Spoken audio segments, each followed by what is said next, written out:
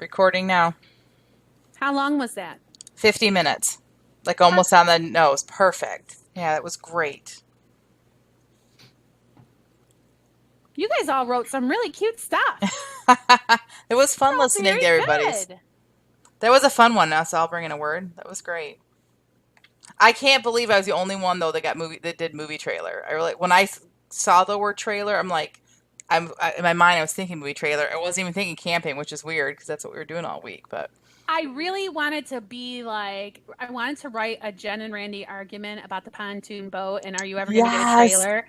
And I was going to have you guys be parked in your yard and like him pretending that you guys were on the water, but I did not do it. I'm like, I'm not going to do a spoof. I'm going to go ahead and write something, but that is immediately what came to mind when I heard trailer. What'd you say, Rhonda? What's the basis for this? What's that? What's the basis for this? Why is this imaginary or did this actually happen? No. Well, okay. No, it didn't actually. We did have a discussion about what was going to happen with the pontoon. Like for those discussion? Yeah, it was some we had some intense fellowship. No, it wasn't bad. No, I mean it was like I heard them talking about it. More or less kind of Jen being like, "Okay, honey." And how are we going to pull the boat again? For those of you listening that don't understand what's happening, is Rhonda and her husband were gracious enough to give us a pontoon. They bought a new boat and didn't want it anymore, and so we have this pontoon. For those of you who are from Michigan, party barge, and so we have it at Lake Nepessing. And where my husband's brother has a home, and so we've been out there a couple times actually. I was going to mention it in the podcast, but I didn't want to go too far off of base. But when we were talking about inspiration, I've been out there twice with them, and it's a lot of fun. But I just want to take my laptop and be writing out there, right? Yes. But you can't be. I know, but you can't be the writer all the time, right? My kids are like, "Mom, can you just leave the laptop at home?" Can we send your brother and your husband's brother and his family on vacation, and then we could have a writing retreat at his house? Oh yeah. And then we could just go out on the boat. He doesn't have he's got a cabin. It's a cabin and Are you all right, Jen? Yep, sorry, just a little bit of coughing. No, but we could maybe just go out on the pontoon. But the problem is that I don't know that I feel dexterous enough.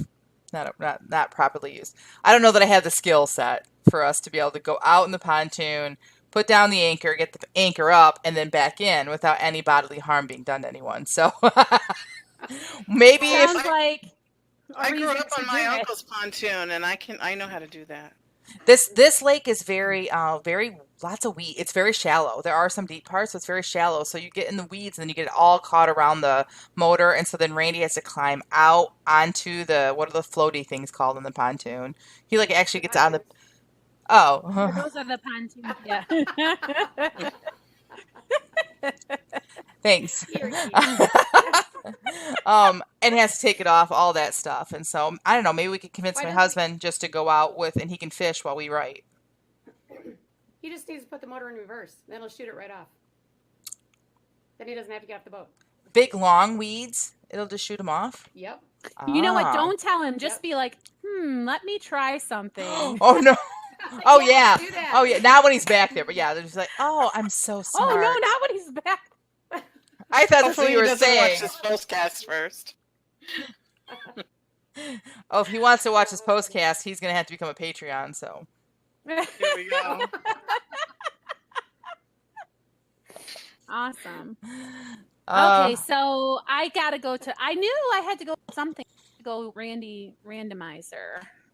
Oh yeah, for the Postcast. Yeah, I should go first though, because I don't think we're threatening that I would have to jet out of here. But because I have a thing I gotta do later, so I may not be able to stick around for the whole thing. But I mean, we're going so well on time, I probably can. Right. I'm just gonna take my chances. So here I go, typing our names in the randomizer. While you're typing our names in, I'm gonna talk about what I said in the podcast Oh that we were yeah, going to talk go about. ahead. Yeah. The reason why we were laughing in my piece about Chris Pratt in a raccoon space adventure is because Jamie has written an awesome series of stories that she has yet to publish, but one of which has a character that just screams for Chris Pratt to play it, just screams it.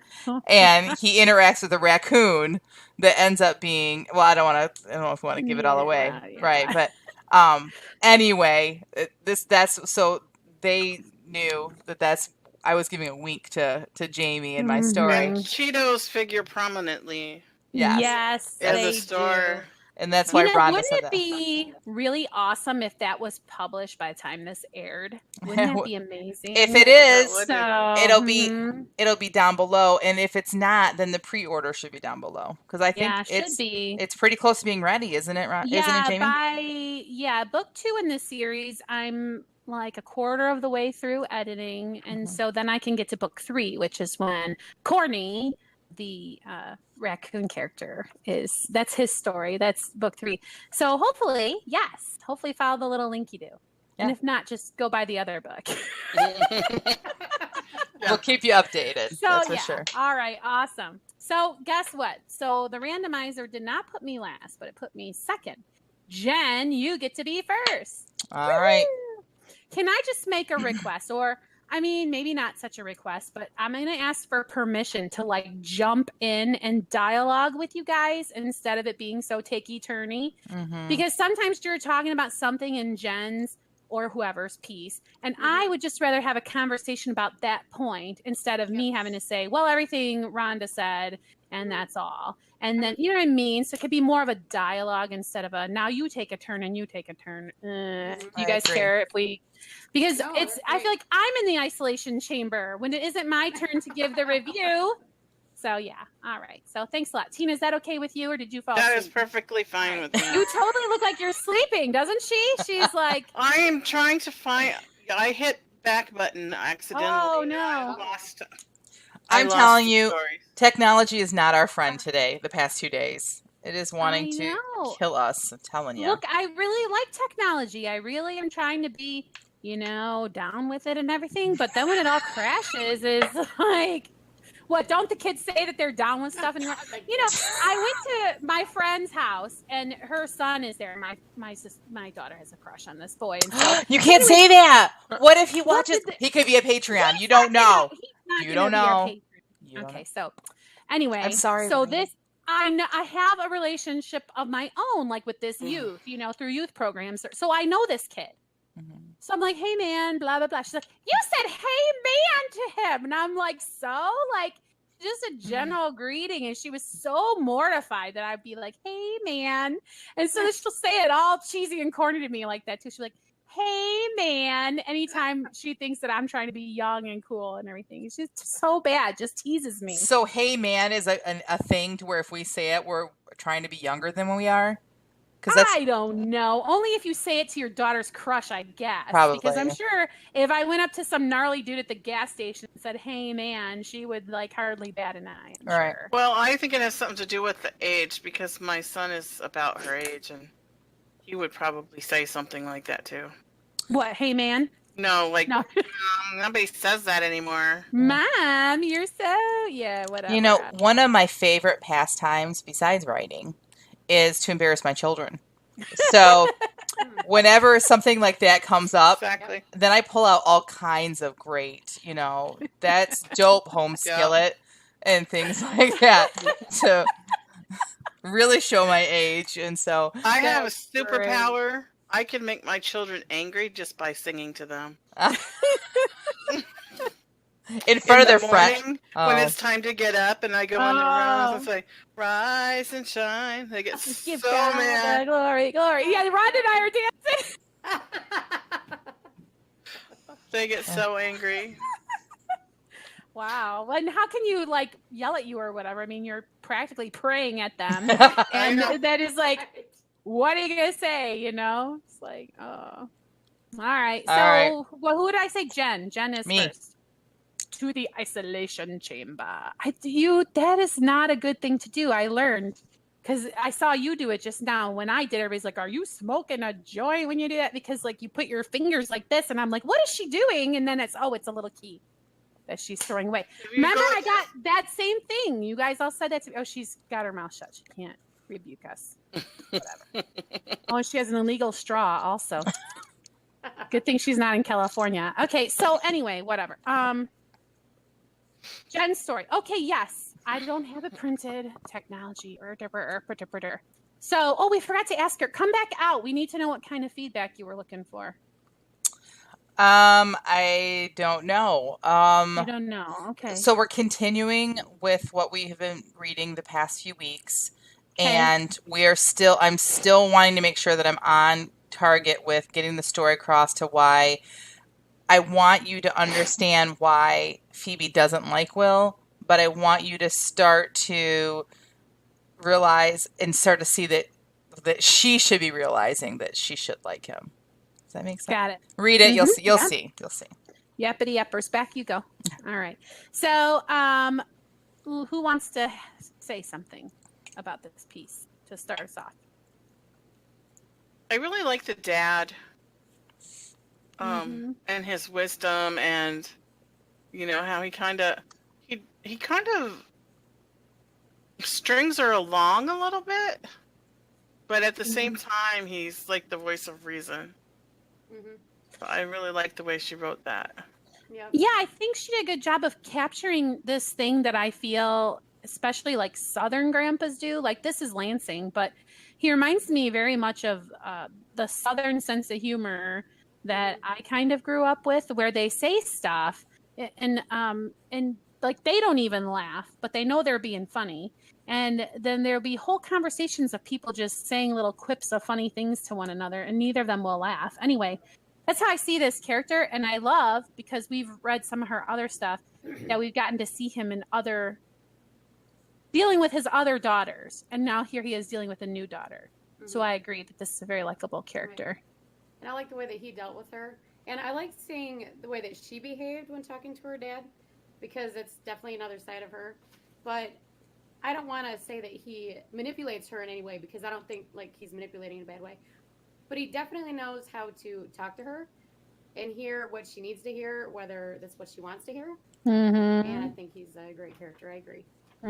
Yeah, and this author has done a really good job of making daughters be so different, even though raised by the same people.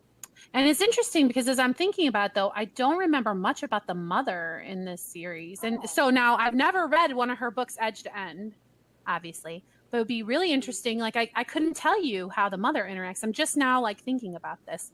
But the father character is very well fleshed out in this series. Does anyone have another comment? I have a comment. Yes. Right here, about this far down the page. All I have is ooh. Because where she's saying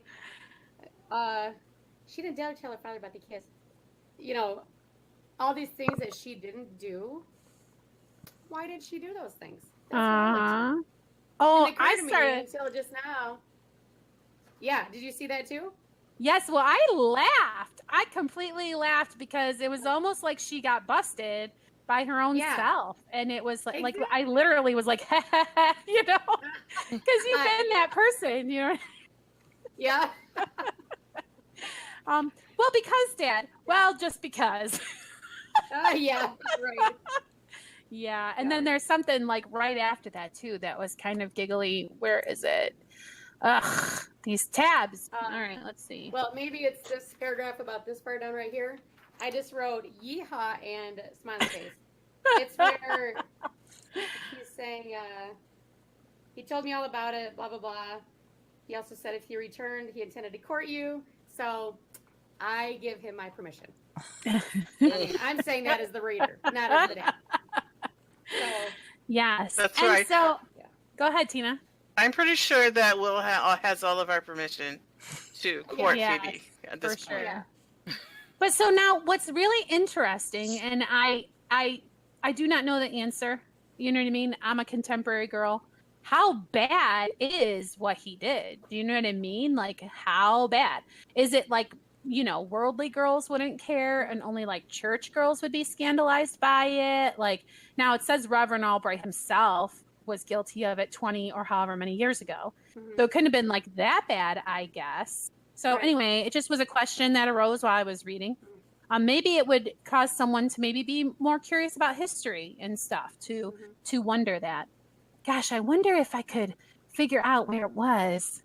And I just kind of giggled again. You know what I mean? And, it was just really kind of giggly. So yeah, I think that she did a great job on this piece. For sure. Completed, in my opinion. I think so too. I really love his little prophetic statement at the very end. I guess only time will tell if your story will end differently or the same. Oh, yeah. And he's got that little grin on his face. Yeah. He's such a smart guy.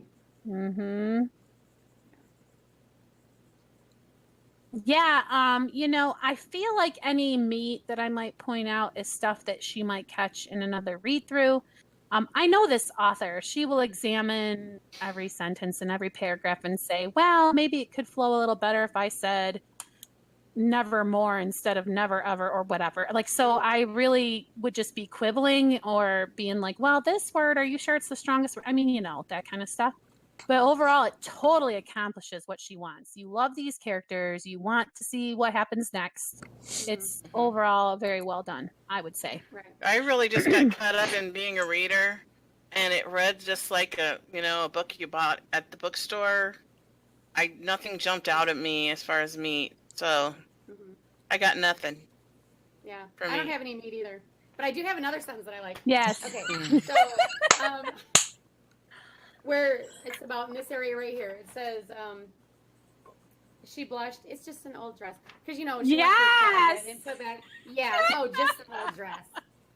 Right. Trying to throw it off. Oh, this whole thing, she totally wore it on purpose. Yes. Flashing back to that previous chapter, for sure. All right. Anyone have anything else to add before we release her from her prison? I want more. Yeah. More. Come on out. All right. I love that you guys like her dad, and I love that Jamie brought up like the Southern influence. And I don't know if you remember that from the other book or if I'm just writing it well, but Reverend Albright is patterned after my grandfather, who was a Southern pastor that was transplanted to Michigan, and about how he stood out, as different, not just because of that though. So I just love that is coming through in how I'm writing him. So very much. Yeah, and him knowing how to talk to her is because he is her. Like, I think that as you read the book, you'll figure that all the books you'll figure out that like Esther is so much more like her mom, but Phoebe is her dad. So she's so much more stubborn, and that plays into her character arc. Why you're going to want to strangle her? Like, why can't you see that Will's perfect for you? Well, because she's stubborn. So so I love that too. And the mother will be in the next week. What I submit for next week, so you'll have some insight into her. And she does bust herself, and I did that on purpose. And the dress part, I just added that before I submitted it. Because as I was reading through it again, I'm like, no, I just all of a sudden popped in my head. I'm like, that's got to be in there. So, and then as far as the kiss, it would have been scandalous. Now, of course, there would have been worldly women back then. I mean, like worldly women, and there, like the Book of Ecclesiastes say, like every generation says that the generation before was better than theirs, but the sin is always sin. So there would have been like sinful activities. But overall, it wouldn't have mattered if you were a church girl or not. It would have been scandalous to kiss someone who, you really didn't go around kissing people you weren't married to or at least engaged to or whatever. So it was pretty scandalous. Plus, they were really young. And Reverend Albright did do that, but she mentions earlier in the chapter that he wasn't always a Christian. So, like, I didn't want to blatantly go through that whole story. That might be something I write later. But, maybe I should try to rewrite a little bit to where Phoebe is in shock that her dad did that. I don't know, but. Well, I'm just more shocked that like Will would do it because was he just maybe not as Like, I mean, he's so good, like, all the time. Like, do you know what I mean? Then if it's that naughty, it does not seem very Will-ish. Well, he just can't help himself. Yeah, he's a hot-blooded American boy. So, like, I say it's scandalous, but it happened, and and he's been in love with her, like, basically his whole life, and here she is. They're alone behind the like, I don't want to go say, I don't know, maybe if I need to say all that or just hope that people start to assume it as they read it, that. I just, like I said, I mean, because I don't know, it would have just made me, like, wonder, maybe not. Okay. Because at this point, as a brand new reader, I hardly know Will. Right. Like, if I didn't read anything else about him or whatever. So it's just kind of the insight of one reader reading through your piece, So the fact that he immediately felt guilty about it and went right to her father, that doesn't, like, help, like, the fact that, like, you're like, why did he do that? And then... See, I don't know, because when I read it, and I could go back and read again, I interpreted that it took a while, and that it kind of bugged him for a long time. And then he finally went and confessed. I didn't realize it was, like, right away that day. It's the next day. It was the next day. Mm-hmm. Well, I just didn't take that away. It just means I didn't read carefully, So, okay. All right, great. Yeah, so awesome, All right, awesome. I appreciate it. Great And job. one last thing, I just love you, Rhonda. I love, Rhonda. like, I have one more sentence. You're a great Like, fan. I know, I just look forward to hearing, like, you talk about my writing, and I just love it. And I thank you for being, like, a friend and a fan. So thank you. She is a great fan. Thousands and thousands of us soon. So Aw. That's right. Yep. It's great. All right. So I have to be second. Randy Meisner let me down. All right. So let me pull yours up. I'm silencing myself. Bye. Bye-bye. All right, who's going to start? Well, how about you guys start, because when my computer crashed during our writing activity earlier, it obviously closed out hers. So I'm pulling it back up. Okay. Well, go ahead, Rhonda. No. Oh, all right. That's fine. I was just going to say, like, what you said earlier about hers is I read this just like a reader. And it occurred to me when I was almost done with it that I was supposed to be critiquing it. And there's really nothing to say about it. It's very well. It's just a completed piece to me. Mm-hmm. And one thing I liked was when she said that he joined the Marines. Said thanks for that. That's good character. That kind of tells a little bit about him. Mm-hmm. And actually, we don't know what feedback she wants to do. Oh, we never asked her. Oh, yeah. I just need general feedback. There's something I'm kind of looking for to see if it comes up, but I will reveal to it later. Just I want to hear your thoughts about the piece, and so be really honest, because I really want to know. Okay. All right. Okay. All right. So then I just have one thing to say about the character, the mom. Obviously, she had some serious issues in childhood, and I just feel bad if she's going to punish her own child and father for what she went through. Right. It doesn't show that her ex-husband or boy, whatever he was, did the same things that her father did. So I don't know if this character needs a little bit of growth. Yeah. And changes. That's all. But. Yeah. When I was reading it, like, the whole time I'm rooting for him, because I'm just trying to, like, I guess I was seeing it from his perspective that, yes, he'd said all these things before, but he had not fully given his life over to Christ. And then I get to her backstory. And then all of a sudden I'm thinking about, okay, so she's gone through this with her stepdad. And then now it's the same story. And to be honest, it's one of those things, like, how would you trust? Because the people that lie and are going to fall back into the same pattern say the same exact things as a person that is telling the truth and isn't going to fall back into the pattern. So how would you ever know? And here she is the whole time this story is going on between her and her ex. She's watching her little girl, which is her world. And so to me, as I'm reading, I'm like, what else can she do? It's heart-wrenching. The whole thing is heart-wrenching. But what else can she do? Because that's who she's protecting, is that little girl over there, because nobody protected her. So like I had Right. all the feels when I was reading this, like just the whole emotional like roller coaster, feeling what she's going through. I love the part where she talked about, what you guys think about the part where she felt a little bit of power, which I thought that was so great, because she probably felt powerless most of her life, you know? Go ahead, Tina. I really connected with this woman. Because my first marriage was very abusive. And I've been in that same place so many times where, you know, you've been beaten up, and then here he comes with tears and I'm sorry and it'll never happen again. And it was never true. Now, whether or not he meant it at the time, I'm not a judge of that. But all I know is it escalated. So he was sorry, he was crying, he was forgiven, but then the next time would be worse, and the next time would be worse. And then you look around and you look at your children, and you come to this conclusion that you have to protect them. So, yeah, this was, when you talk about you had all the feels, I definitely really connected with that mom. And like, what do? You have to protect your child.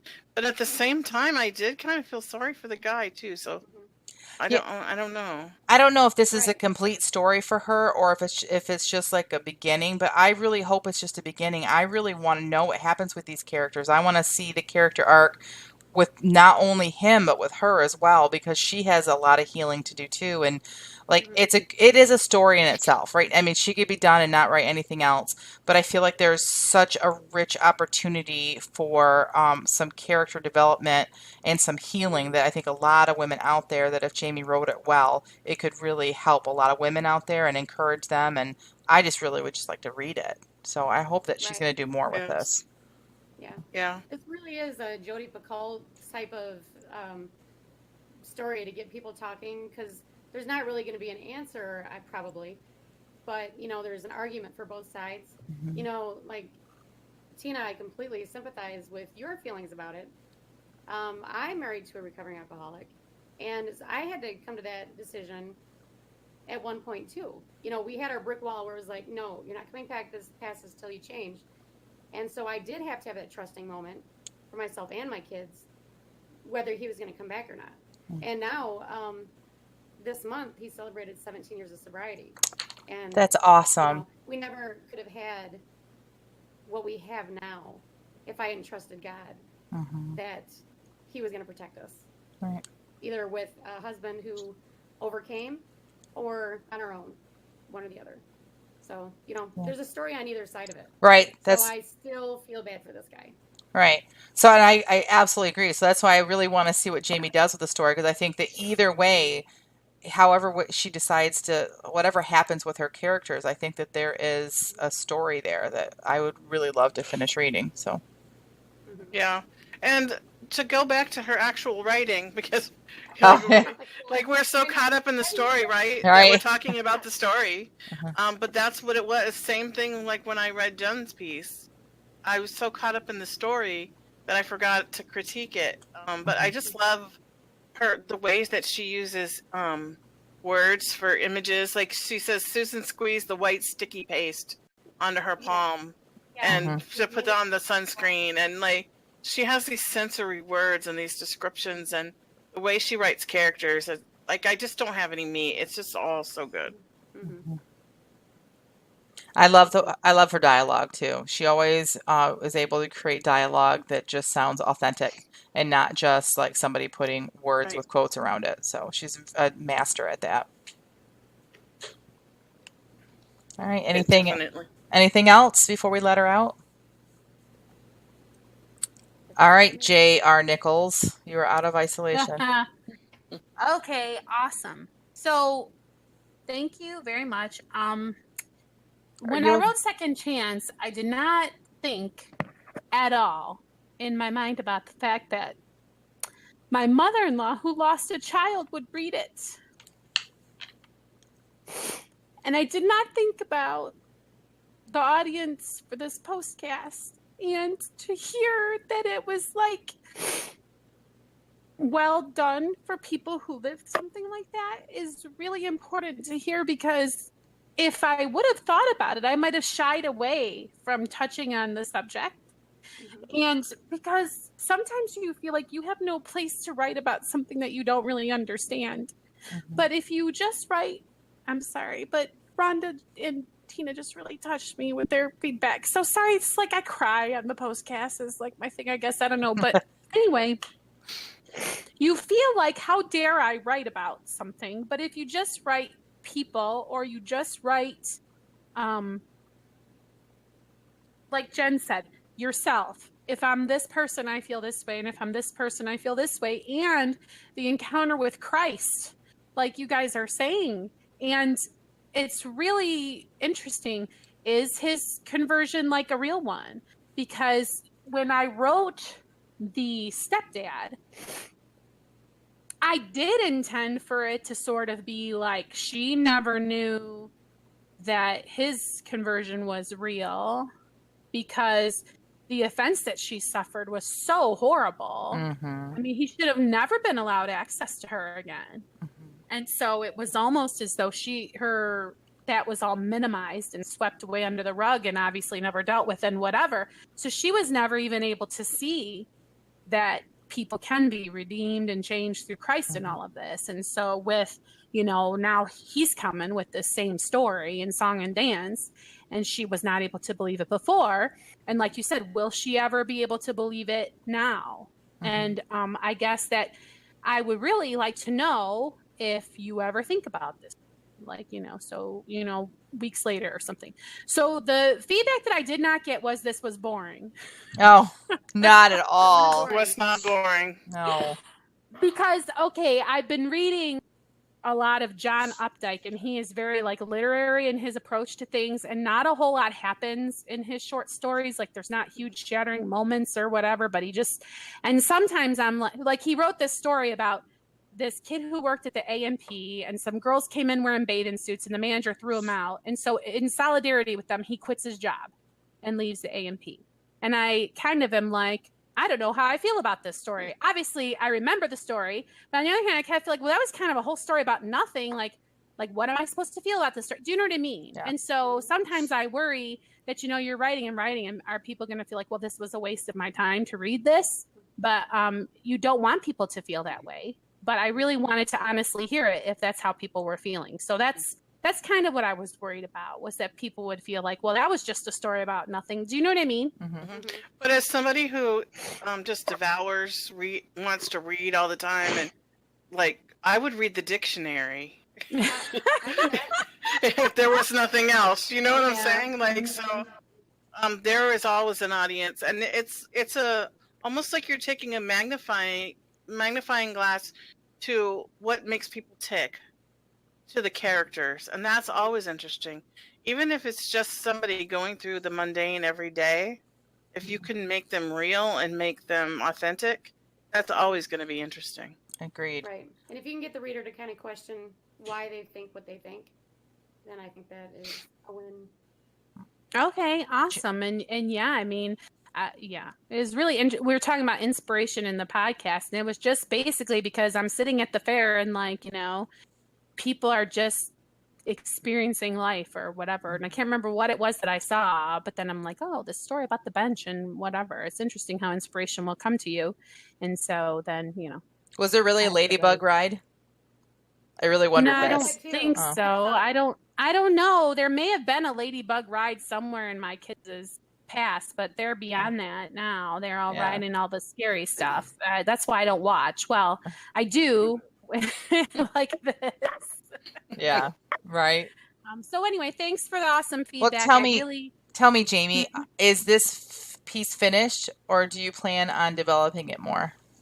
It was finished when I said the end. But I've left myself kind of open because I do have a Patreon, and I have thought about doing serialized stuff, but I haven't really felt like You remember the old show Dynasty? Like I keep with Crystal and Alexis, and they were always fighting over the same men or whatever. Now I would never write that, but I just keep thinking I haven't gotten my Dynasty idea.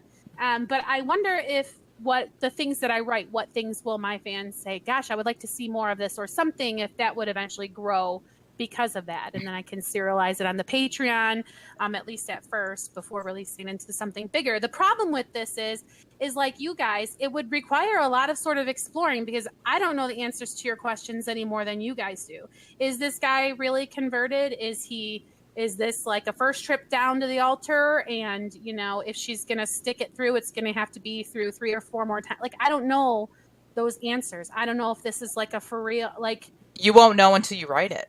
Right. And how does all of it affect the child? And yeah, that's a whole other storyline you could pursue. Yeah, and I have complete confidence that you can write it, even though this has not been your experience, because you know people and you know how you would react in situations. And I just feel like you have the gift to do that. And as your fan, yes, this is something I would like to see more of. I appreciate that. I agree. I do hear you. I will ruminate on that, because of course I want to do like a good job, but I'll have to wait and see. Like, I don't think I could sit down and try to write it, but we'll see, because I've got a whole lot more writing that I've assigned myself to do. So maybe these folks will visit us again in the Postcast. Yay. Yay. So thanks again. My back is very fed. Great. All right. Thank a million. All right. Who gets to be next? Bambina. I knew it. Oh boy. Tina Bambina. I should probably say that my uncle, we call him Big Uncle. His name was Romy, short for Romeo. He used to call me Tina Bambina when I was little, and I always just figured it was a mispronunciation of Bambina. So that has actually been my nickname since I was a very little girl. So. Aww. So now people know why we call you Bambina. Otherwise, they'd be like, what? Yeah, so my email address, and yeah. So. I am also notorious for giving people and things nicknames that are very strange. So for me, it's just kind of par for the course. Of course, I would call you a weird thing. Okay, you have to go to the isolation booth, which you confided that you hate. You said, I hate having to go to. But what kind of feedback are you looking for from us before you go in there? Yeah. You know, I was really thinking about this, and I don't really want to say, but I just want you guys to give me the feedback you want to give me, because I feel like if I say, if I limit it, then I might be missing out on something. Okay. That might really improve my writing. If I limit it to just this or just that. Great. Okay. All right. So, who wants to start? Oh, you have to, yeah. Silence. Who wants to start? Where is it? All right, so I have a little bit of background information because we had done a writing sprint and had discussions before she even wrote this part. But I gotta say, I'm so glad that she went ahead with this. It was a scary choice that she made, but I think that she made the right choice in doing the cleansing ceremony the way that she did it, full on, with Angelica having to have her head shaved. Because I'm so angry with her father right now. I'm so sympathetic to her cause. I don't even know what her cause is yet, because we're not that far into the book. But I just think that was such a wise choice.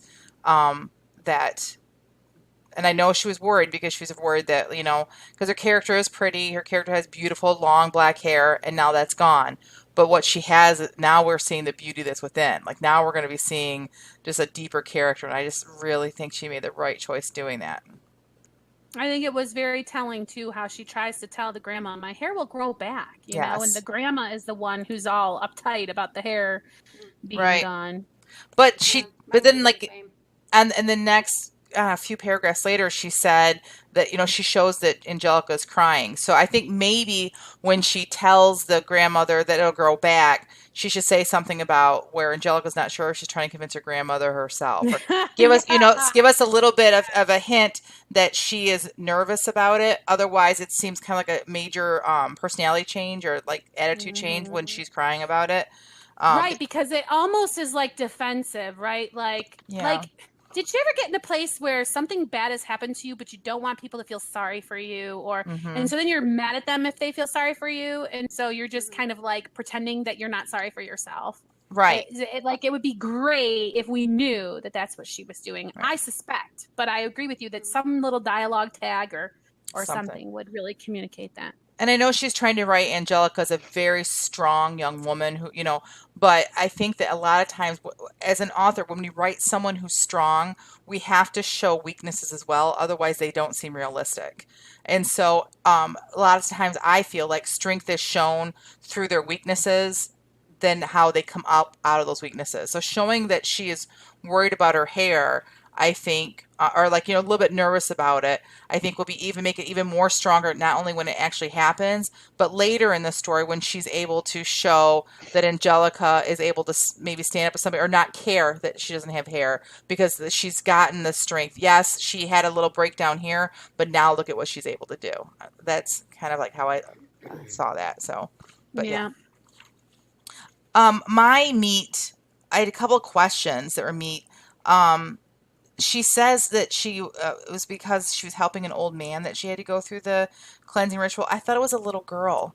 I thought it was a little girl that was sick and that she took her doll. So I got a little confused in that maybe there was an old man. I just don't remember it. So when she comes out of isolation, I want to ask her about that. And also, because for helping that old man. She mentions it twice. She got in trouble. Okay. What she's saying, because Donovan is a different person in this version. In the first version, he was like her age or something, but he's the keeper at the gate of the town. So remember how she traded doves with the person? So that's Donovan came and ratted her out for doing that, or he's happy or gleeful to punish her. Okay. So that's what she's trying to say. I see. Trying to say that, but do you see how? Yeah, but hopefully she can see how we read it because we just got done reading that the reason she has to go through the cleansing ritual is because she touched somebody who was unclean, and that's the thing that's right beforehand. So maybe restructure that a little bit so it's more clear that the reason that the cleansing ritual is being so roughly done or whatever is because Donovan's angry at her. I didn't catch that part, so okay, that makes more sense. No, I do agree though, because I was like, well, how are you confused? And it is sort of kind of into one paragraph that maybe could be split a little, because she's saying how he's got a satisfied look on his face. So maybe if that were like a new paragraph, or maybe just clarifying the sentence, he must think I got what I deserve for helping that old man with the ptarmigans, or however you say the birds or whatever, because he probably doesn't care that she's feeding the poor. He probably doesn't even believe that she's unclean because he's like an unbeliever kind of a guy, or like whatever his whole story is there. So if she just enhanced that a little bit, it would help to make it clear, because I do agree with you that it could confuse a reader for sure. Right. My teeny bit of meat, and again, this is just one reader's opinion of what I would have liked. I would have liked the shaving to be described. Angelica watched as the hair fell to the floor. Like just a paragraph, like her sentences even, because you can tell a lot by how long sentences are. So you could be poetic about the actual shaving and stuff like that. The women's arms moved ritualistically. Did they pray while they were doing it, or like what?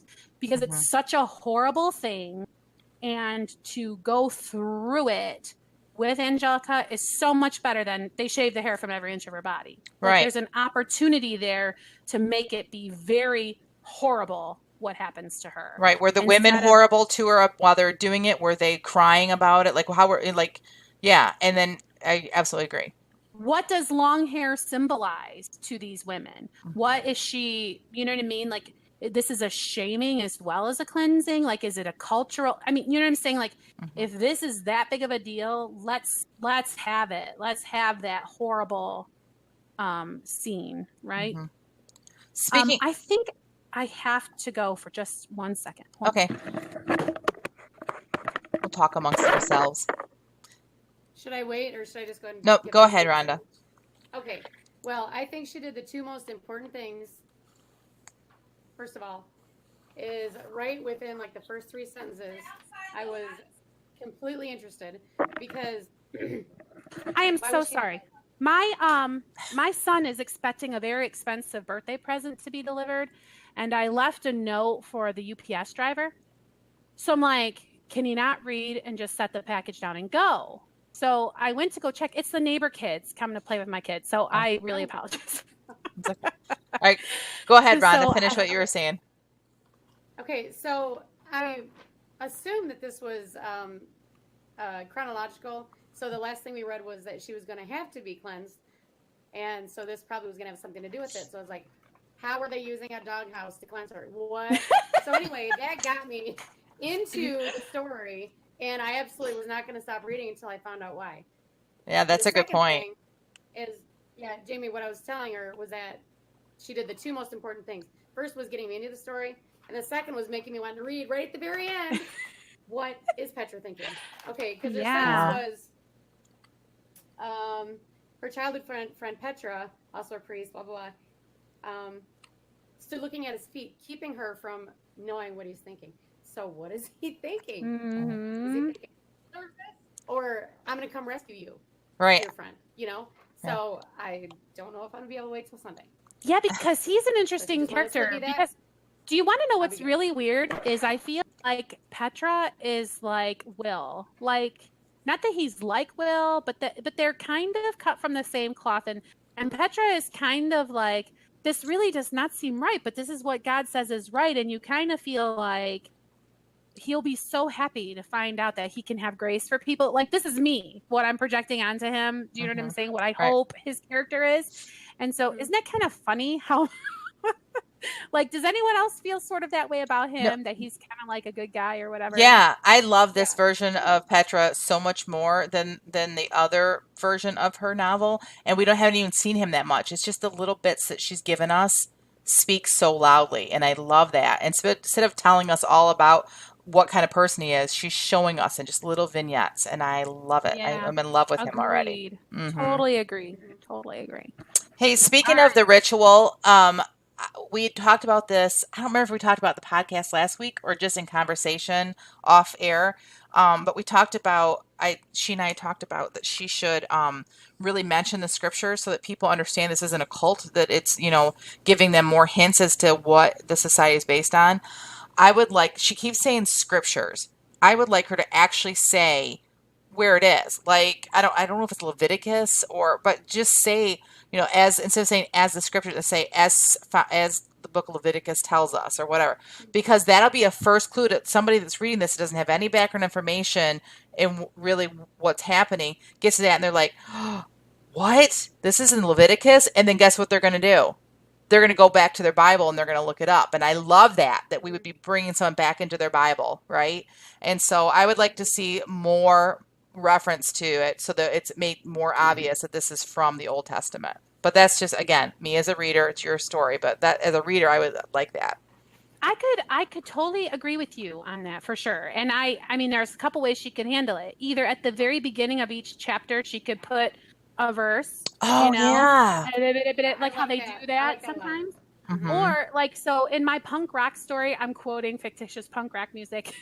And so I'll put like a line space and then some song lyrics and then like a line space. And you're supposed to imagine that this music is kind of playing in the background. But in her case, it would be more like, these are the scriptures the people are referencing in their minds as they're doling out these punishments. But either way, I totally am in agreement with you, Jen, that people would be like, what scriptures? And oh, how interesting, And so she's kind of writing historical fiction.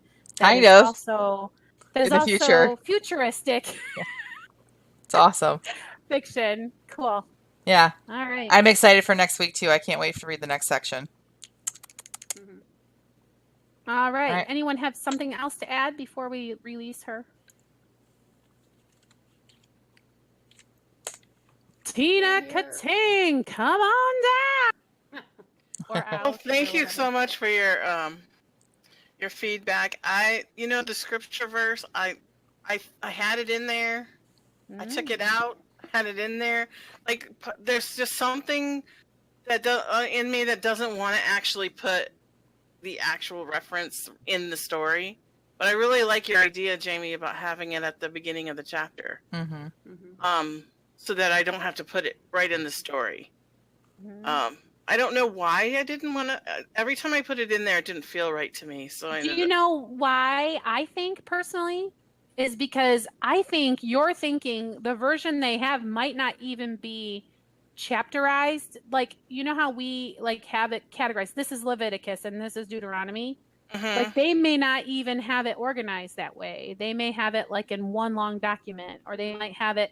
And so then the address would not, you see what I'm saying? Like, they might not even be calling it Leviticus anymore. The people in the village definitely do not have access to the scriptures. Oh. Only the priests do. So that was part of it. Wow. Yeah. Because, you know, the one copy that they have was so damaged. And so then they made handwritten copies, but they're precious to them. So not everybody has a copy. So then if you were to ask one of these villagers, why is this way or why is that way? They would say, because the priests say blah, blah, blah. Yeah. Wow. That's very telling, isn't it? So they've kind of taken, the scripture that I used for this cleansing ceremony was specifically, I believe it's in Deuteronomy, for somebody who was either healed of leprosy or touched a leper. That was the one I used. So they've obviously taken that and kind of twisted it into anybody who's sick. Anybody who's sick is unclean and it has to go through this. But the Pharisees in Jesus' day did that. They took the law as given by God and they added, like, like you couldn't walk so many.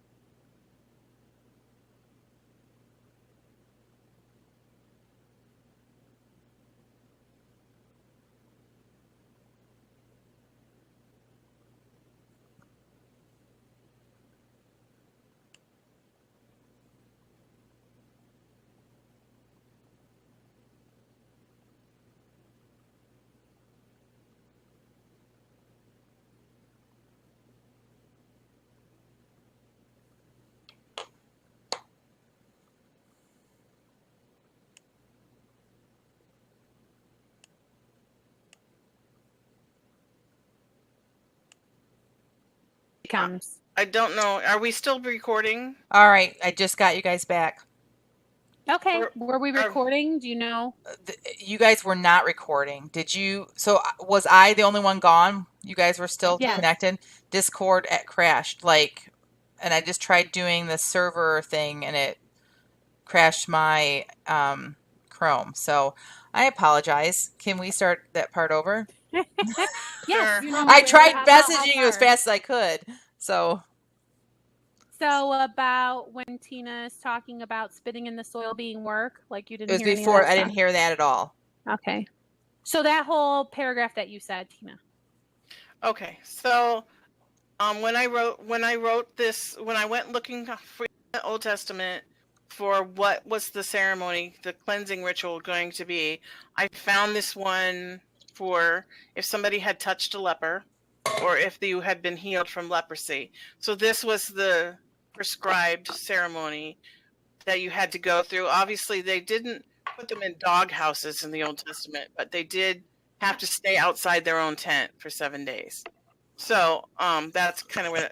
So in my mind, I was kind of copying what happened in Jesus' day, where the Pharisees had taken the law of Moses and added all their own little interpretations to it, so that, for instance, if you spit on the path where you were walking, that was not working on the Sabbath. On the Sabbath, if you spit on the path. But if you spit on the dirt where something could grow on the Sabbath, then you have just worked on the Sabbath because you could have watered a seed. Crazy. That is bizarre. So that really happened. That's part of the reason Jesus was always, going after the Pharisees and saying, Yeah. you Tell guys about the doorway. have lost the spirit of the law, and you've added all this. Like, I think there were 600 and something laws that they added to the law of Moses. So that's kind of where I was going with that. But I didn't want to be like, I didn't want the book to turn into a Bible study to tell people. So I've been kind of throwing around, do I put the scripture reference in there? Do I not? But I think I'm going to take that idea and try putting it at the beginning of the chapter. And then I think that might work better.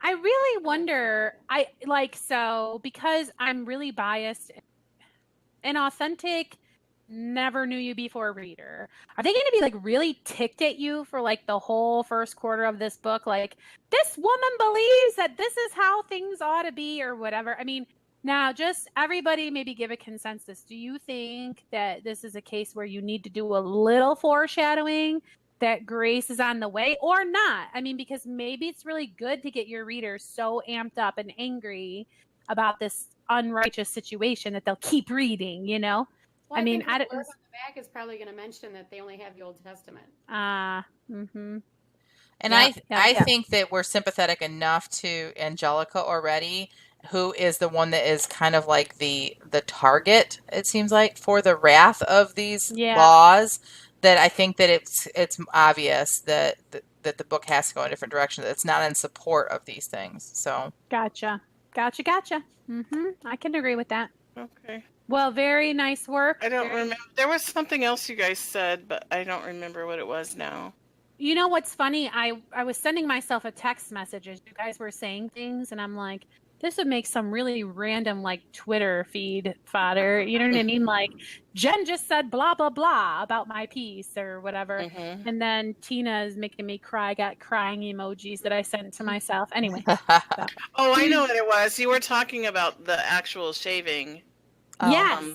So the reason I've thought about how much of that to put in there, and I might go back and add some, but the problem with is that they shaved her entire body, not just her head.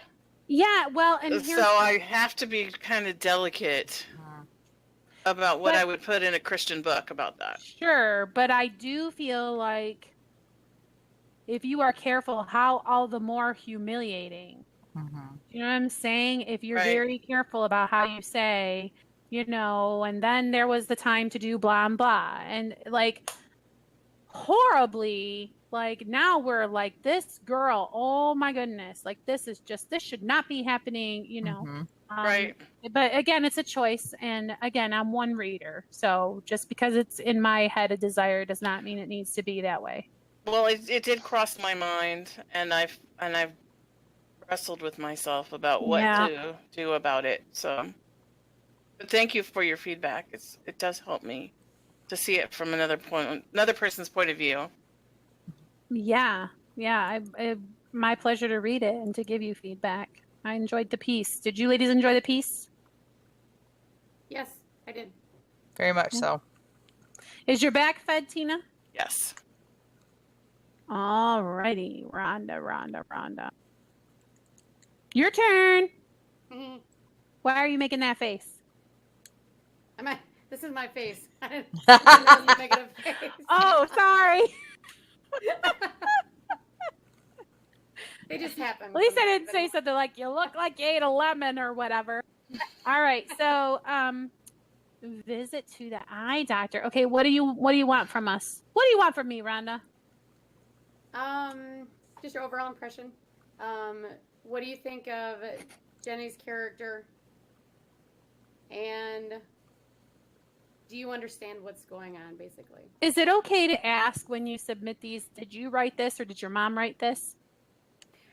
This is, in this book, Mom and I are having discussions about, basically I'm doing the outlining. We discuss how it's going to be filled out. And then she does the final copy of it. So you come to an agreement together what it's going to look like and everything. Yes. And then she does the actual fingers on the keyboard. Yes. And then after she does that, we draft it, 2 or 3 times. just to add something, take something away, whatever. Gotcha. So, where is this in the draft process? Is this something you guys consider final, or is this the first go through, or what? Well, we don't really consider it the final until we've got all of the scenes written. Oh, gotcha. Okay. So this scene takes place immediately after the last one that you read, where they were in the museum. So, and they got on the Vespa and they took off. Can be for us right now. Okay. Okay. So into the isolation chamber of doom. Dun dun dun. Okay. Who's first? Where is it? Oh, it's right here. It's open. Who's first? Sorry, my laptop just crashed again. So you guys are going to have to... I am the pain in the butt today. Do we have to do all that bit all over again? No. Just Microsoft Words. You guys go ahead if you guys want to start, and I will jump in as soon as I can get it open. Okay. Well, I just... Go ahead. Go ahead. Nope, you go, Tina, because I'm kind of scanning with my eyes since I couldn't print it. Go ahead. Okay, well, I just love this whole story. Everything that we've read so far, and I like that this is like we read all about how she had to go to the eye doctor, and then Jenny is kind of irritated to have to take her. I remember that from before, and so here she is. Now they're at the eye doctor, and she's waiting, and she's still irritated.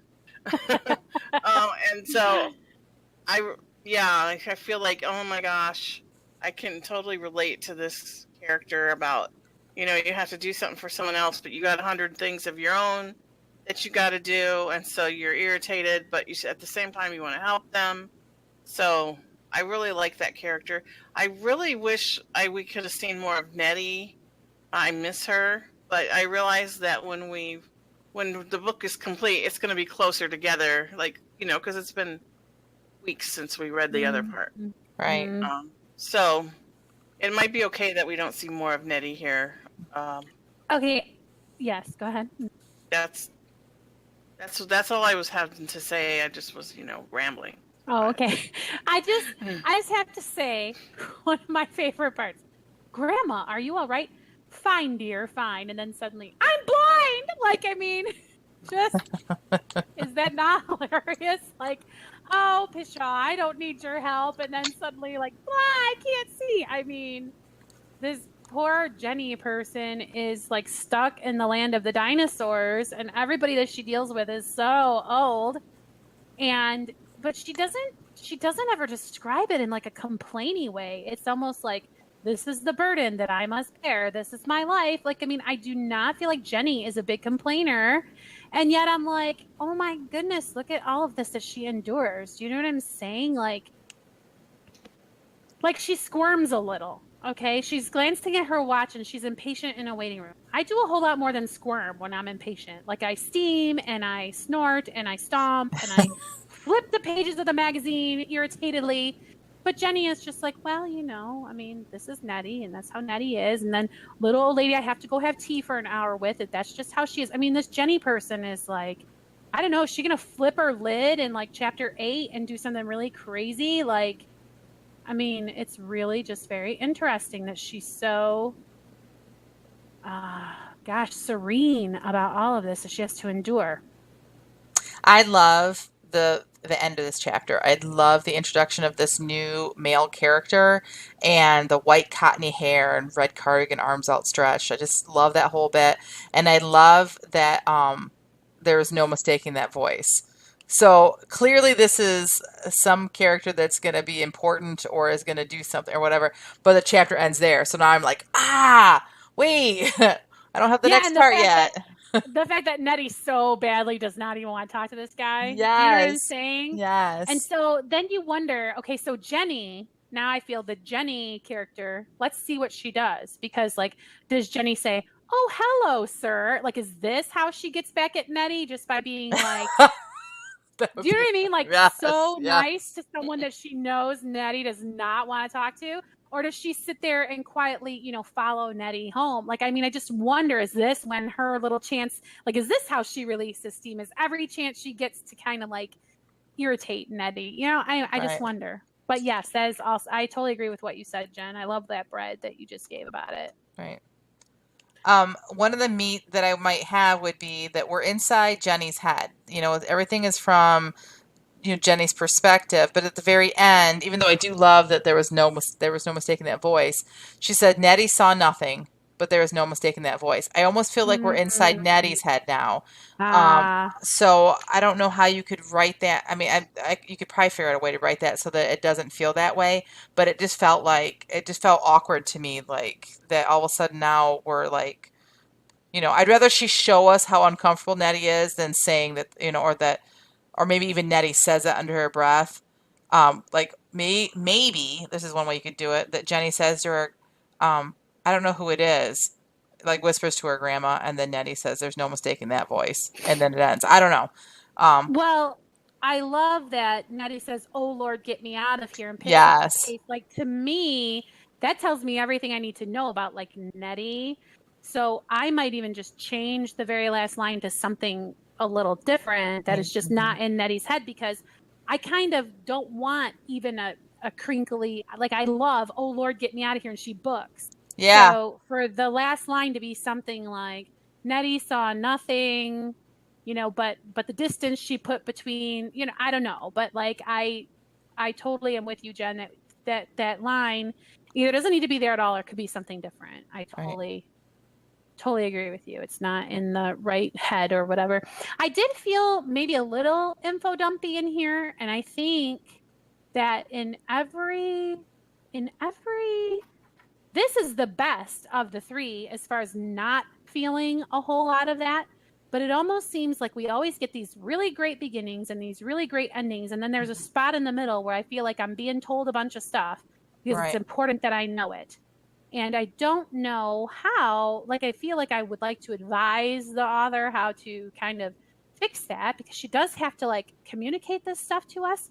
But it does feel sort of like a pattern and something that I'm anticipating.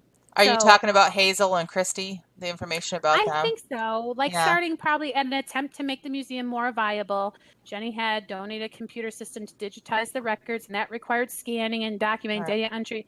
You know what I mean? Like, it starts to feel a little. But again, of all of the pieces we've read, this is the one that does that the least, And so it is handled a little more deftly here. So that's great.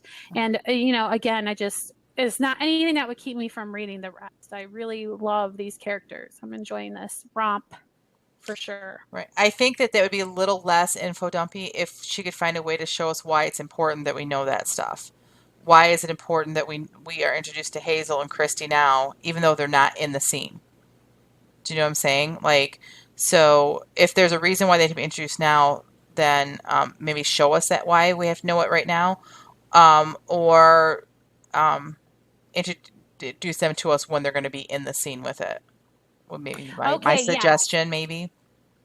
Yes. Okay. So, right. So I totally love that feedback. So in an attempt to be just sort of like taking that a little farther. So I think she's talking about email and texting. So Hazel doesn't email and text. Right. Because I'm trying to see where we get into trouble here, right? Mm-hmm. And then Hazel is always happy to help. That Jenny has to go sit for an hour. Sometimes she sent Christy. So far, we're still good, right? Mm-hmm. But that's inconvenient too. Gosh, yeah, because what she's talking about. Well, she's talking about her to-do list and how it keeps getting longer, and why the people that she hired to help her aren't really helping her. Okay, so that's maybe like the whole conversation, or maybe thing. She could actually pull out her to-do list and kind of talk about the items as she's looking at them, or something, to just kind of make it feel more like there's a reason that she's telling us this stuff. Like, I agree, that would be a good idea, because I'm sure these characters are showing up very shortly. Like, knowing how these two authors write, like, I know that there's a reason for it. I know that they're coming. It just felt a little out of place for me. Like, I felt the same as you. I felt like it was a little info dumpy. But but again, just very mild. Like, right. If we have to have meat, there it is. If we there's my slice of bologna. The author may think it's baloney, and that's fine. It's your piece. Okay. So, anything else other than really a fun write as usual? I'm excited about this. I don't normally read mysteries, but I cannot wait to get into the meat of the story with the mystery. I'm excited. Isn't it great how we're all reading kind of out of our genres because we know each other? It's so fun. I know. And I feel like we're really going to love whoever this little round man with cottony. Me too. I already love him. Yes. He's round. Yes. And he's. Do you think he's like a suitor for Nettie, or? Yeah, he's totally in love with her and like chases her everywhere. Yeah. Yeah. I would love that. And she probably secretly loves it, but has to play hard to get. Yep. I'm totally on board with that. I agree 100%. That's how I feel too. You I love him already. No, but I mean, like, I love him already just because, like, the way he's described. He's just described very lovable and annoying at the same time. You know what I mean? Like, I just well done. Very well done. That was what my original bread too, is I love that part. So, yeah. Awesome. So we can let her out, eh? Eh. Come out, eh? Come on out, eh? Hey, one second. Johnny got Are my we last Canadian now? Well, you're going to Minnesota. Yeah. Yeah. We say A in Michigan too. We just don't notice it. My daughter's husband's from Mississippi, and they feel like if you're in Michigan, Canada is like next door. Which it is. Right. Like half of your days in Canada. That's funny because I see what your daughter posts about Midwestern people, and I'm sure she's totally like making fun of herself for the benefit of her husband now that you said that, because I'm sure he probably like notices all the weird Midwestern stuff. Yes. Yes. Oh, he does. It's so fun. It's so much fun. And I'm sure people that are listening that are not from Michigan listen to us and think that we have the same accent as Canadians and those from Minnesota and Wisconsin, though we can tell the difference. But when I lived in Boston, I got teased relentlessly. That word keeps coming up today, because of my accent. And people would imitate me, and they sounded like they were from Minnesota. And I didn't understand why they were teasing me. Now I can hear it a bit, but yeah. Okay, sorry. Off track. No, that's okay. It's a good track. Okay, thank you so much for your feedback. You guys are fantastic. Okay, so one of the tropes in cozy mysteries, especially if you read Agatha Christie, some of the older cozy mysteries, there is a lot of info dump. Yeah, so it's kind of allowed, yeah. Because I'm sorry to interrupt you, but yes, when I've attempted to read cozy mysteries, I'd be like, oh yeah, here comes a bunch, yes. So I totally, okay, go ahead. Mm-hmm. Yep. But we did try to scale it back because, this isn't a book that was written in 1900. It was a book that was written, 2018. So we don't want it to be completely like an old book, but we still want to follow some tropes. So we did try to tame that a little bit. I'm glad you guys like the little round man. Let's see. Whoa. Oh, why do we need to know about Hazelnut? That's a good question. We'll have to see if that can come out. Okay.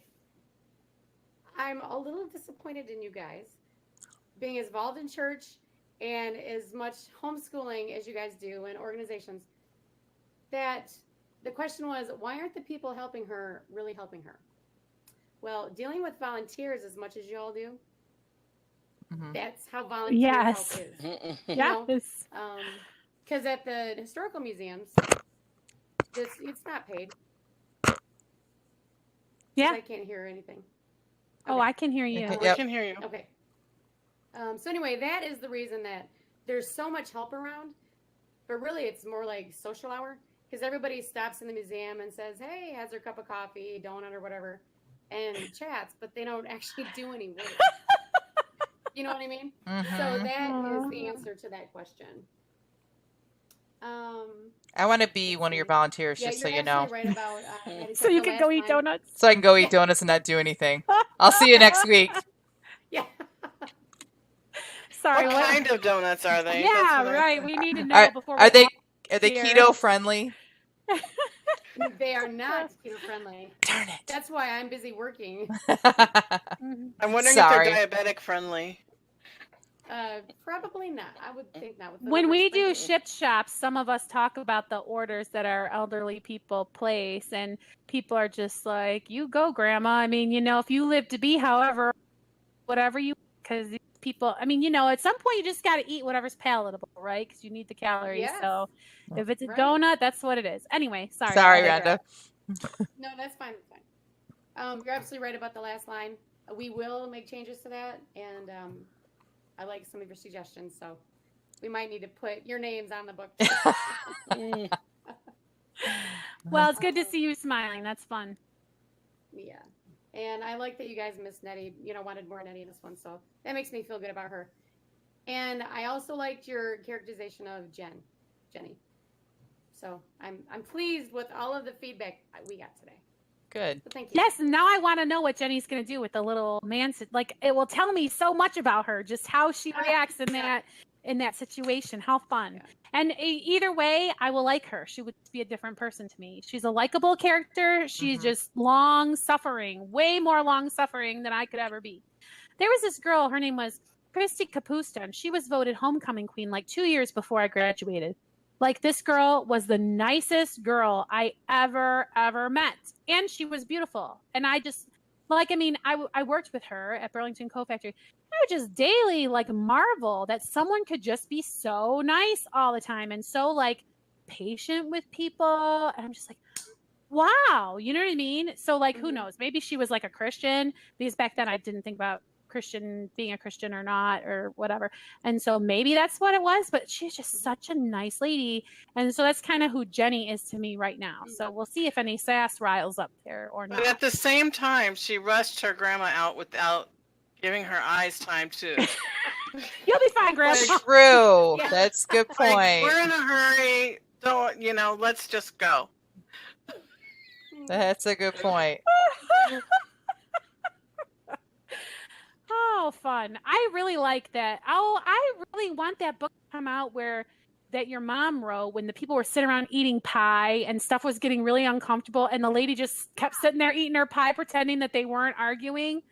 I loved that story. What is up with that?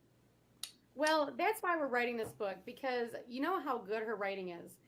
And I want her to get a book out there, but for her to do it on her own, she just gets bored of them so quickly and she doesn't finish. So we're doing this because she wants to help me finish a book. And she's willing to do it with me, but just doing it on her own probably won't happen. So after this one, I think we're going to revisit one of her other books that she's written, because there's a few to choose from. Yeah, it'd be great if we could also have a retreat and get her writing again, get her just kind of stirred up. I know she listens to the podcast. Maybe she'll be a post listener. Hi, Barbara. We just need to have another retreat. That's all. Yes, and get it. Yeah, get the like maybe in Florida. Maybe in Florida. You know, we're looking with a mind to guests. You know, and the one house that is a contender right now is only a 3-bedroom, but it is 2,000 square feet, so it may have enough square footage. You know, if we throw everybody out or whatever. But I'm liking some of these 5 bedrooms and 6 bedrooms. But then, you know, you're shopping in Florida from Michigan. You don't know what neighborhood it is. Right. So we have to send scouts out to see, like, well, the house is great, but the neighborhood, you would not want to spend the night there is what we found out about one house. So whatever. So anyway, yes, a retreat in Florida. Oh, I so would love that. I so would love it. But you guys would get that whole road trip down and I would be totally jealous. Well, you could fly up here. Yes, and then we could drive down together. That sounds amazing. All right. So, yeah, you know, we need to figure out some kind of a way to end this, like a cheer. Like we could all put our hands in and go team or something. I don't know. Like, how do you say goodbye when you never want it to end? Oh, that sounds like a song. Well, we could sing that song from The Sound of Music. Jamie, what? Saying goodbye. Yes, very good. Yes, I do to you and you. I'm not gonna sing, or nobody will ever watch us again. Okay, no, from that movie, we need to sing that goat herd song with the yodeling. That's the song we need to sing. I have the perfect line. What? Having so much to say, but watching you walk away. It's haunting me. This song is haunting me. But what hurts the most? Yes. That's a very good song. We're It gonna is have a to great listen to that song. one on the way home from Foreverland, where I have to go to get my daughter. So, blah. All right. Mom's taxi. All right, so ladies, great postcast. This was a lot of fun. yeah, Right. it was a lot of fun. I hope our listeners think so too. Tell your friends. Tell your friends what they're missing out on after the podcast, and have them hang out with us. Yeah, and if you have anything you'd like to see us do or talk about, or anything you'd like to see as a Patreon subscriber, let us know. This is something that's all new to us, and we just really want to be able to offer you a great service, and as well as a little bit of laughter too while we're at it. Right. So let us know what you're thinking. We should probably also mention that you could read the pieces that we submitted on Patreon. Mm-hmm. Yep. Awesome. Well, thanks a lot, ladies. Thanks for accommodating my deadline, and have a great afternoon or evening or whatever time it is when you're watching. Okay. Bye. God bless. Bye.